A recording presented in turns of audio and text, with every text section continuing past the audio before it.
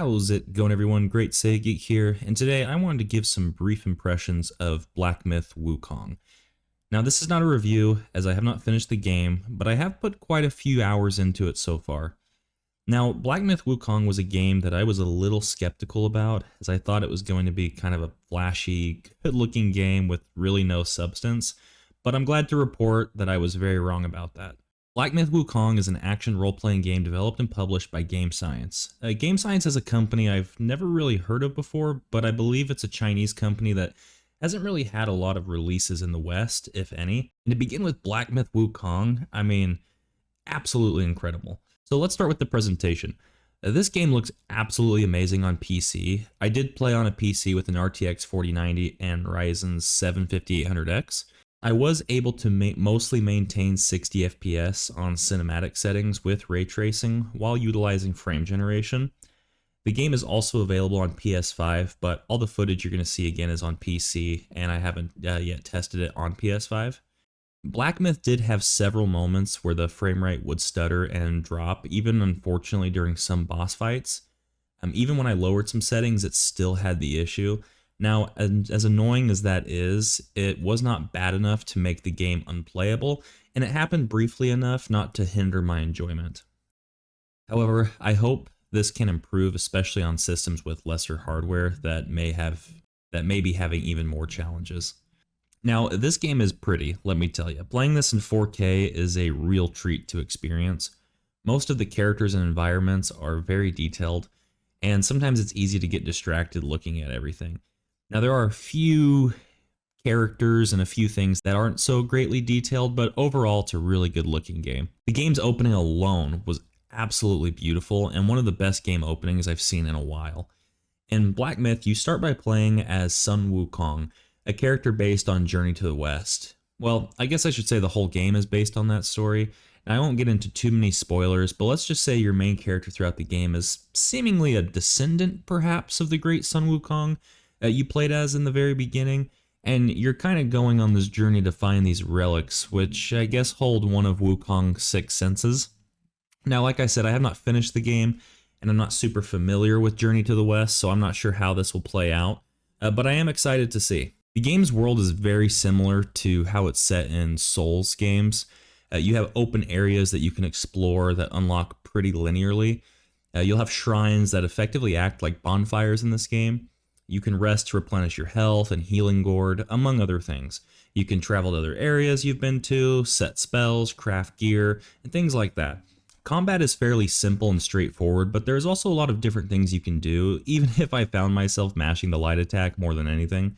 Your character's only weapon is a staff, but you will unlock several stances and abilities to change up your playstyle that adds more variation to the gameplay. You can also unlock some really cool spells like Immobilize that locks an enemy in place for a time.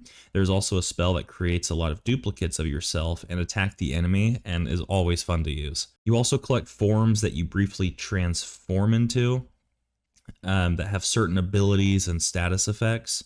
One you get pretty early on is like a wolf guy with a flaming weapon that you can use to ignite your enemies. When you transform, you also have a temporary health bar, so it can save your life sometimes when you use it. There are also things called spirits that act similarly. They're very temporary transformations that usually do some form of an attack that also applies status buffs to yourself. Sometimes some of these that you equip have increase your defense or critical attack, things like that, as well as the ability itself. There are pieces of armor that you can obtain and craft that do have stats to them and special effects when you wear a certain amount of pieces in the set. Your staff can also be upgraded into different versions that kind of reminded me of the way Monster Hunter weapons get upgraded. The weapons will have stat boosts like the armor and have special effects of their own. Now, one thing that is really, really nice, at least for me, is every time you defeat an enemy, you gain experience, and with enough, you will gain a spark point. Sparks are pretty much your level in the game, and with the points you can unlock the abilities and upgrade your stats and spells. Now, what's really nice is even if you die, unlike Dark Souls where you have to run back and grab what you've dropped, you don't lose anything here. If a boss is too difficult, an area is too difficult, you can run around and level without having to worry about losing anything. You don't have to feel the pressure of losing everything that you've gained. You'll always have it. Now, so far the game is not quite as difficult overall as something like Elden Ring, but the game does have bosses that will really test your patience. Those of you who watched my recent streams know that some of these fights really made me rage, but even those fights are enjoyable, believe it or not. Black Myth Wukong has a lot of bosses throughout the game. It's kind of like Sekiro, where you have the main bosses in the area, but several mini bosses sprinkled throughout that are a lot of fun. Some of the fights are pretty straightforward, some are extremely easy, and some are also very cinematic. Enemy variety was also something I noticed as being really strong at this point in the game. There seem to be a lot of different enemy types, so there's always something new to fight against. There are also characters spread throughout the game that have little quests, again similar to Dark Souls, that will unlock new things for you. There's one character that I beat a boss for, and I met him later, and he was able to make celestial medicines that can boost your overall stats like health, defense, etc. Now, I'm not sure how long this game is, but it seems like I still have a lot left to play, so I think it will probably fall somewhere between 30 to 40 hours for a first playthrough, I'd imagine, but I'm not 100% sure about that. I definitely would recommend this game to those of you who love action RPGs like Dark Souls type games or games like God of War. Black Myth Wukong provides fun and enjoyable combat, interesting enemies and bosses, a good progression system, and a beautiful world to explore. I'll definitely be continuing my time in this game and can see myself playing it again even when the credits roll. Anyways, that's it for me. I know I didn't talk about everything there is to talk about in the game, but like I said, it is just an impressions video, and hopefully this will help some of you make a decision whether you want to try the game or not.